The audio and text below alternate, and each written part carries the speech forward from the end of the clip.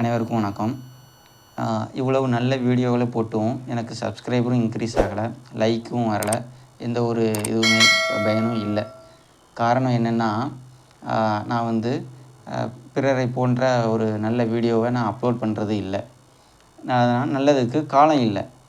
இப்போது நீங்கள் எதெல்லாம் வாட்ச் பண்ணுவீங்க? ஒரு அழகான சமையல் வீடியோவை பார்ப்பீங்க, சிக்கன் மட்டனை வறுத்து எடுத்து அதில் ஊற்றி சாப்பிட்றத பார்ப்பீங்க, அயல் நாட்டிலேருந்து அமெரிக்காவில் இருக்கக்கூடிய ஒருத்தர் யூடியூப் போட்டார்னா அதை பார்ப்பீங்க.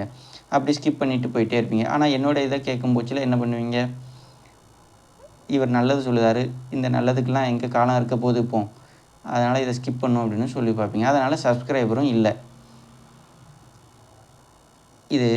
இதையே நம்ம சமண முனிவர்கள் ஏன் என்று மிக தெளிவாக இங்கே கூறுகின்றார்கள்.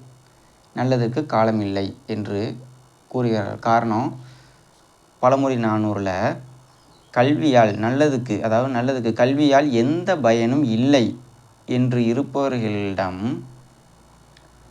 ஒரு நூலின் விளக்கத்தை கூறுவது துன்பத்தை தான் தரும் அப்படின்னு இந்த பாடல் சொல்லுகிறது. அதே போல் ஒழுக்கத்தில் மிக்க உயர்வு இல்லை, ஒழுக்கத்திலிருந்து தீய ஒழுக்கம் செல்லுவது போல துன்பமும் இல்லை என்று சமண முனிவர் கூறுகிறார். அதனால் நன்மைக்கு காலம் இல்லை. சப்ஸ்கிரைபும் நீங்கள் செய்ய வேண்டாம் என்று கேட்டுக்கொள்கிறேன். நன்றி, வணக்கம்.